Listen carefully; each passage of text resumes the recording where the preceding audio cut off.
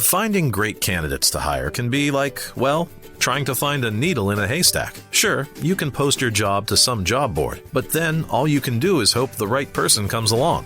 Which is why you should try ZipRecruiter for free at ZipRecruiter.com/zip. ZipRecruiter doesn't depend on candidates finding you. It finds them for you. Its powerful technology identifies people with the right experience and actively invites them to apply to your job. You get qualified candidates fast. So while other companies might deliver a lot of hay, ZipRecruiter finds you what you're looking for. The needle in the haystack. See why 4 out of 5 employers who post a job on ZipRecruiter get a quality candidate within the first day. ZipRecruiter, the smartest way to hire. And right now, you can try ZipRecruiter for free. That's right, free at ZipRecruiter.com/zip. That's ZipRecruiter.com/zip. ZipRecruiter.com/zip.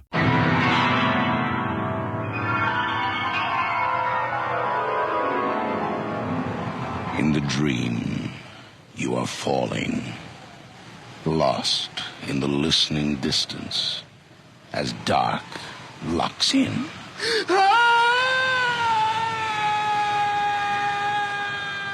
Nightfall.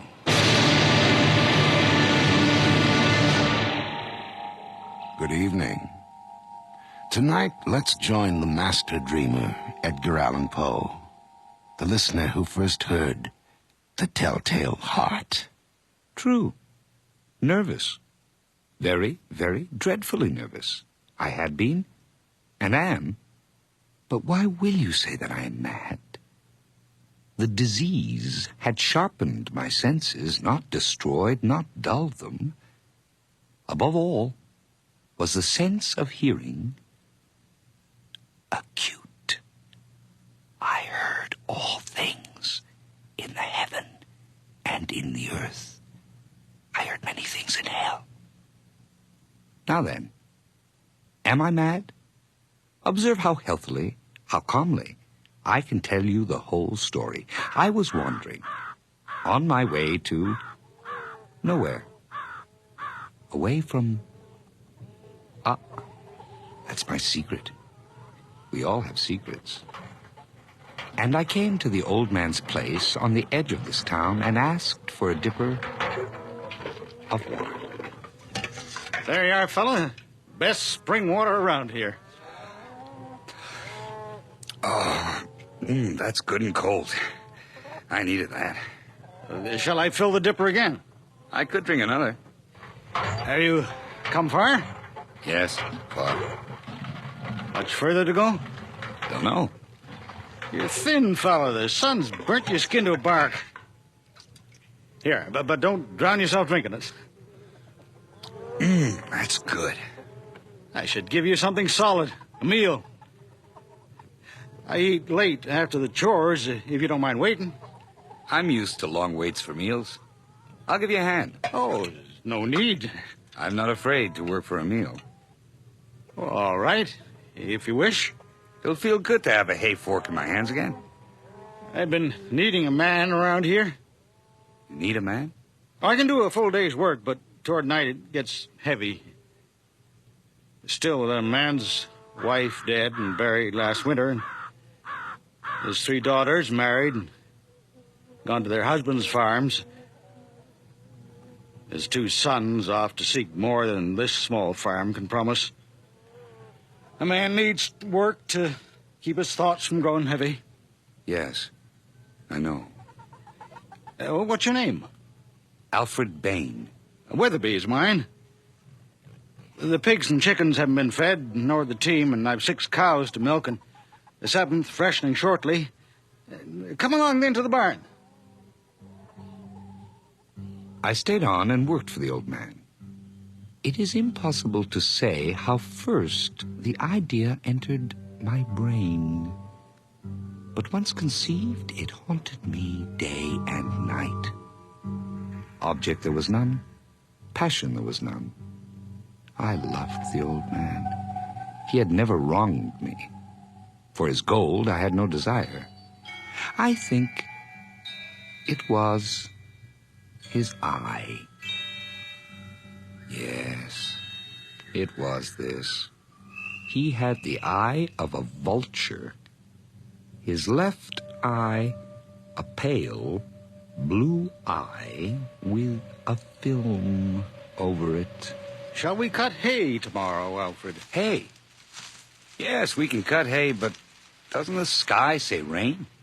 No, that's not a rain sky for around here. It is where I come from. That'll clear by the morning.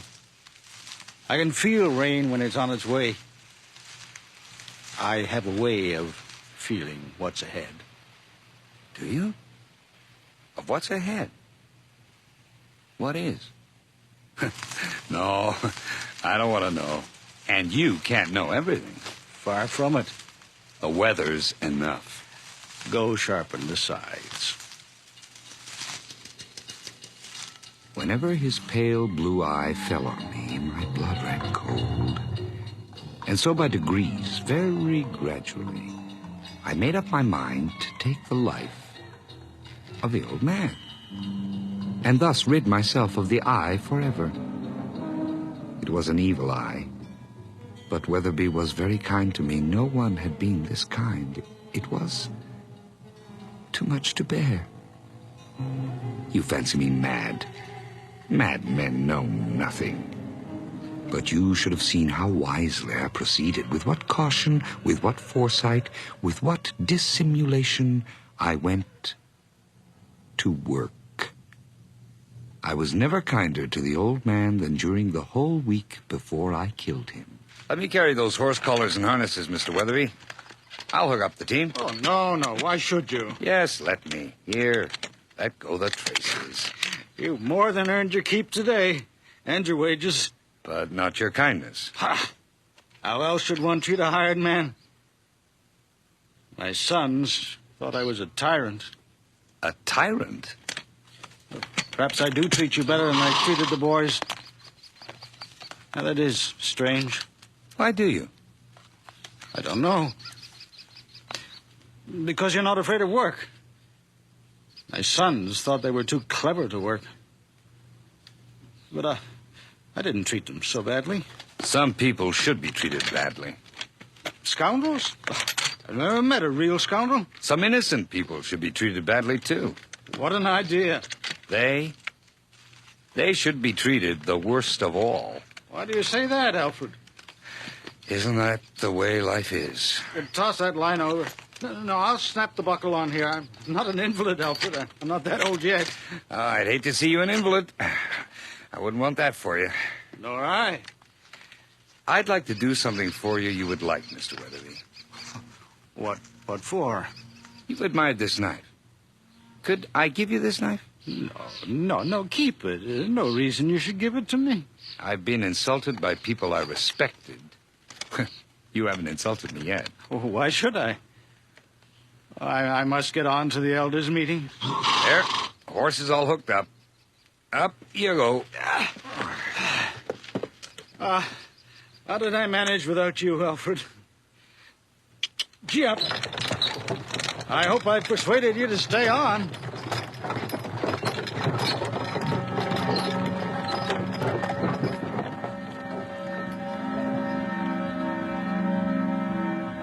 Every night, about midnight, I turned the latch of Weatherby's chamber door and opened it, oh so gently.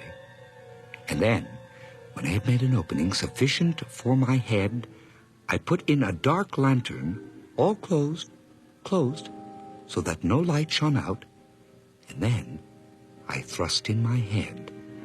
When I was well in the room, I undid the lantern cautiously, oh, so cautiously, just so much that a single thin ray fell upon the vulture eye.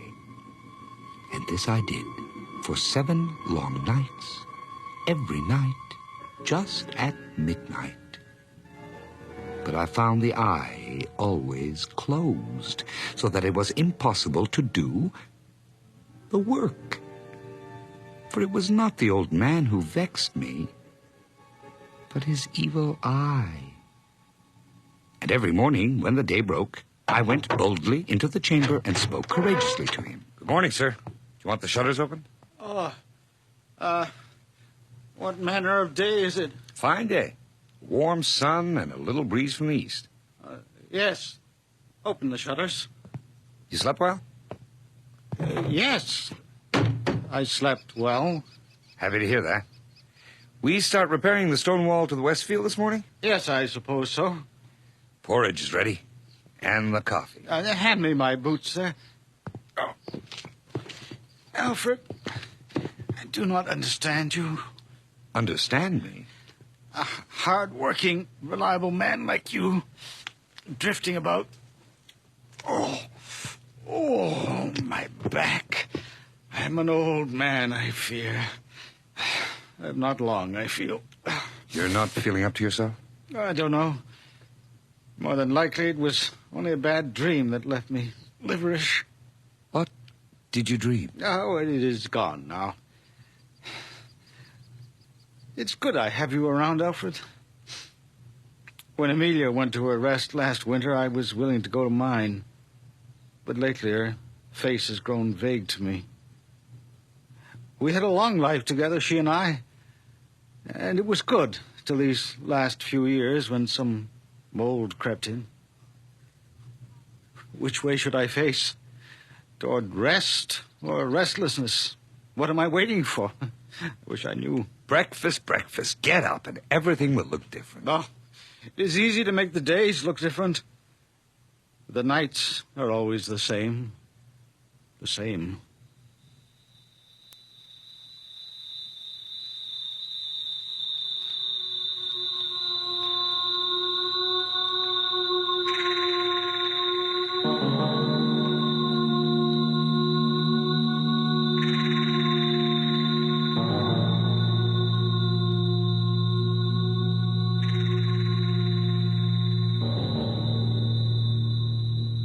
Upon the 8th day, I was more than usually cautious in opening the door.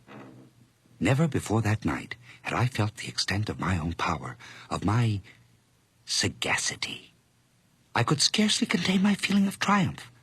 To think that there I was, opening the door little by little, and he not even to dream of my secret deeds.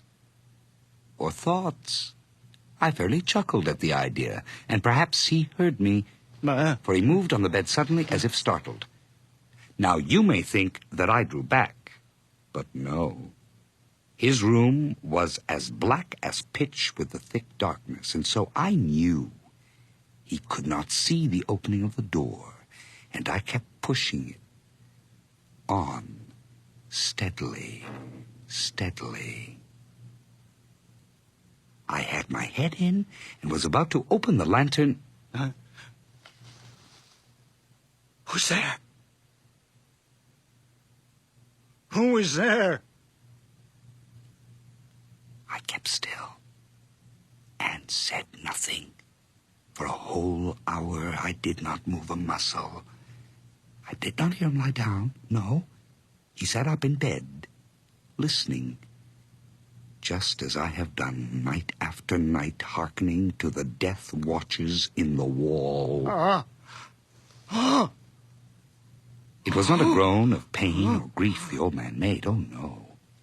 It was a low, stifled sound that arises from the bottom of the soul, a groan of mortal terror. I knew the sound well.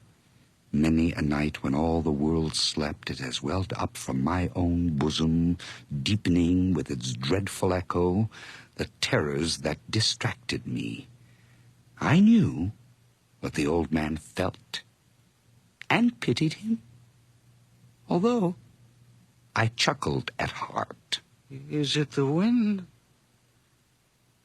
No, there's no one.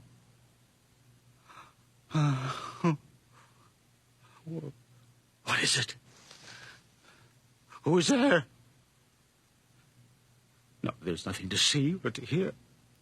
But I feel a presence.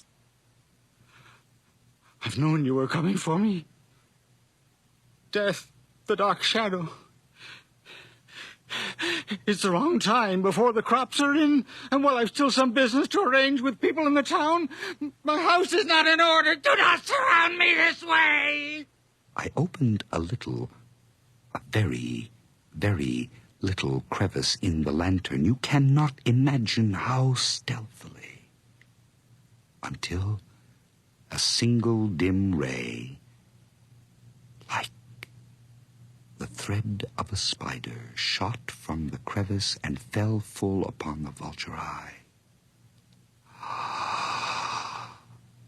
It was open. Wide open, and I grew furious as I gazed upon it, all dull blue, with a hideous veil over it that chilled the very marrow in my bones. But I could see nothing else of the old man's face or person, for I had directed the ray, as if by instinct, precisely upon the damned spot. Have I not told you that what you mistake for madness is but over-acuteness of the senses? Now, there came to my ears a low, dull, quick sound, such as a watch makes when enveloped in cotton. I knew that sound well. It was the beating of the old man's heart. It increased my fury as the beating of a drum stimulates the soldier into courage. Why do you wait, Death? Why do you wait? You didn't hesitate with Amelia. She had a shawl half knitted. I have much half done and less than half. I scarcely breathed. I held the lantern motionless. I tried to see how steadily I could maintain the ray upon the eye. Meanwhile, the hellish tattoo of the heart increased. It grew quicker and quicker and louder every instant. The old man's terror must have been extreme. I have told you that I am nervous, so I am. And now, at the dead hour of the night, amid the dreadful silence of that old house, so strange a noise as this excited me to uncontrollable terror. Yet, for some minutes longer, I refrained and stood still.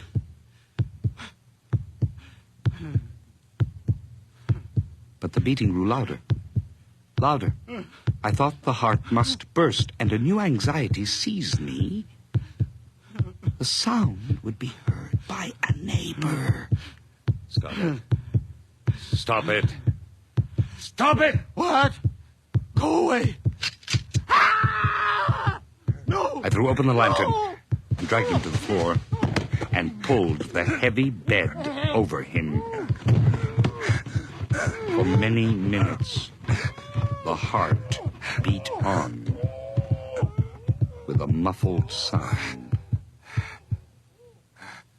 At length, it ceased. The old man was dead. I removed the bed and examined the corpse. Yes, he was stone dead. I placed my hand upon the heart and held it there. Many minutes. There was no pulsation. He was stone dead. His eye would trouble me no more. If you still think me mad, you will think so no longer when I describe the wise precautions I took for the concealment of the body. First of all, I dismembered the corpse. I then took up 3 planks from the flooring of the chamber and deposited all between the scantlings. I replaced the boards so cleverly, so cunningly, that no human eye, not even his, could have detected anything wrong. There was nothing to wash out, no stain of any kind, no blood spot whatever. I had been too wary for that. A tub had caught all.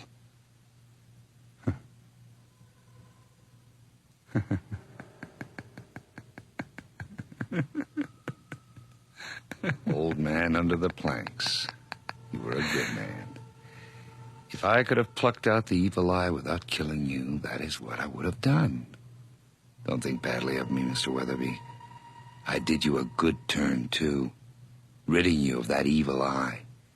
But if I've done any wrong, it's because of that evil eye looking at me, giving me thoughts no man should have. But I haven't done wrong. I've done good. A great deal of good. And everything is... Who? At the door. At 4 a.m. But what have I now to fear? Nothing. The eye is closed, and the heart is still. Sorry to bother you at this hour. Yes? We're officers of the town's night watch. Is something the matter? We'd like to speak to Mr. Weatherby. Mr. Weatherby? You would like to speak to him, but he is not here. Where is he? The old gentleman has gone visiting in the country. Where? That he didn't say when he left. Perhaps to one of his daughters, but he didn't say. His buggy is in the yard, and his horses in the barn. Ah. Yes, he took a ride with some friends of his who were traveling the same way. What friends? That I don't know. I don't know all his friends. Mr. Weatherby has so many. You're his hired man? Yes. Yeah, I've seen him about the town. What brought you here? A rainbow. What's that? Isn't everyone looking for a rainbow? Yeah. One of the neighbors heard a shriek that sounded like trouble and came to the police office to tell us about it, and we've been ordered to investigate. And search the house. The shriek. Yes, the shriek was from a dream. A nightmare I was having. I dreamt a light from a lantern was shining in my eyes. But do come in. Mr. Weatherby will be pleased to learn the police give him such good protection. He has some valuable plate and coins in his cupboards. Come in. We shall. Why is it you're dressed already? I start my chores soon. Your name is Alfred. Alfred what? Bain. Alfred Bain. Search everywhere. Go ahead. I don't know what you're looking for or what you expect. Robbers? Then you must make a careful search. Let me show you Mr. Weatherby's treasures. Perhaps you'd like to see his chamber, too. Come with me, I'll show you. I'd hate to have trouble here while Mr. Weatherby's away.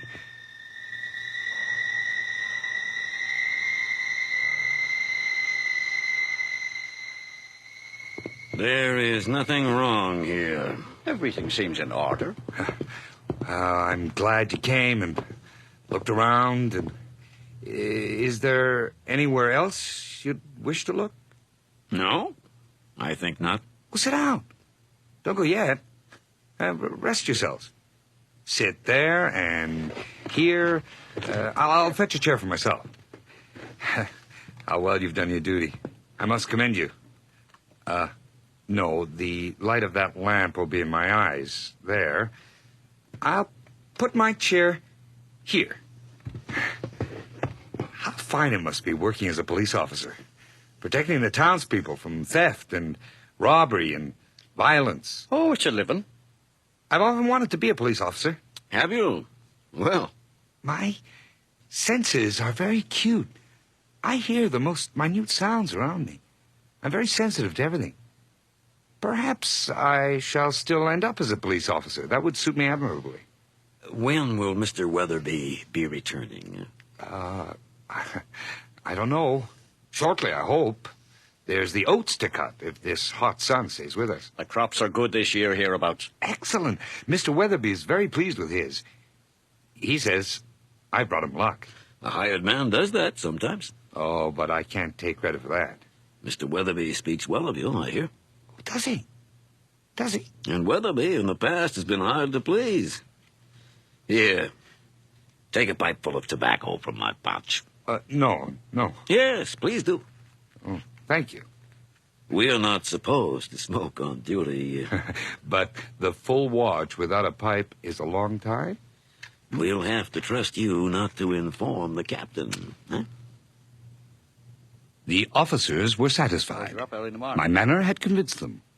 I was singularly at ease, with my chair upon the very spot beneath which reposed the corpse of the victim. The officers sat and chatted of familiar things, but ere long I felt myself getting pale and wished them gone. My head ached, and I fancied a ringing in my ears, but still they sat and chatted. The ringing became more distinct. It continued and became more distant. The new street lamps in the town have made our job a little easier and more pleasant, especially on very dark nights. Oh, I'm sure. But out here, on the edge of town, there are not many lamps. And there should be more. Several more, at least. Oh, someday. People are always stumbling into holes and hurting themselves. One day, someone will break a leg. But these things take time. The town has come a long way. Indeed. Yes, I like this town. I hope I can settle down here. Well, why not? Yes, well, why not? Mr. Weatherby certainly needs a good man. He's grown too old to do much of the work around here himself. That's exactly what I feel. Exactly. Mr. Weatherby needs someone, and why not me? He and his sons couldn't get along. Oh, the fighting that went on. A difficult man. I don't understand that. He and I have never had an argument. We've gotten along very well. Scarcely a cross word. You must be a rare fella. No, it's Mr. Weatherby who's the exceptional man. He's had his troubles. His whole family leaving and his wife dying, the aches and pains of old age, and losing the sight of his left eye. His left eye? He's blind in that left eye? You didn't know? No, I did not. That's why it stares that way, and sometimes wanders on its own. He can't see out of it? His left eye? Not a speck. No doubt I grew very pale. A few years ago. I realized the noise was not within my ears. It increased. It was a low, dull, quick sound, such a sound as a watch makes when enveloped in cotton. I gasped for breath. I talked more quickly, more vehemently, but the noise steadily increased. I rose and argued about trifles in a high key and with violent gestures. Why would they not be gone, those officers? I paced the floor to and fro with heavy strides, as if excited to fury by the observations of the men, but the noise steadily increased. Mr. Baines, sit down. I'm not going to argue with you over which line of thoroughbred has produced the better horse. No, don't give in. Argue with me. Argue what? Whatever. You made a statement, and now you won't stand by it. You won't back it up. For my life, I can't remember what the statement was I made that started this whole thing. Nor can I. The two of you? Then I'm being made a fool of. No, we're simply talking. Can't we talk? Talk. Yes, talk. Say anything you like, and I won't disagree with you. I can be as sociable as anyone else and agree no matter what is said. You do not need to convince me either. What do you wish to say? Oh, come now. One doesn't go at talk as boldly as that. One slips into it. I like talk to slide in of its own accord, don't you? Do I? I don't like talk that's too careful either, or touchy. Easy talk is what I like. Easy talk and a fire and smoke. Oh, stop it. This chatter and the smiles, those smiles, yours and yours. Is it possible you don't hear that? Hear what? Listen to it. Louder, louder, louder. What? You hear, both of you. You suspect. You know. You're making a mockery of my horror. I cannot bear your hypocritical smiles any longer. I must scream or die. What's taken hold of you? What's wrong with you? Villains! No more pretense. I admit the deed. Tear up the planks. Here. It's the beating of his hideous heart.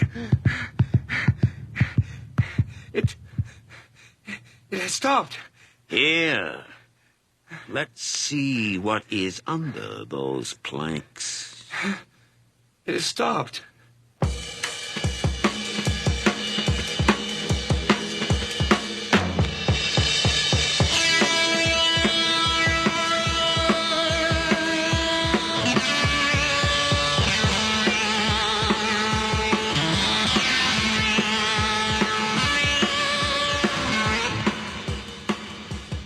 You have just heard Edgar Allan Poe's The Telltale Heart, dramatized for radio by Len Peterson. The narrator, Alfred Bain, was played by Richard Monette, and Old Man Weatherby was Frank Perry. The two policemen were Sean Mulcahy and Sandy Webster. Our recording engineer is John Jessup, with sound effects by Bill Robinson. The senior script editor is John Douglas, and our production assistant is Nina Callahan. Nightfall is produced and directed for CBC Radio by Bill Howell.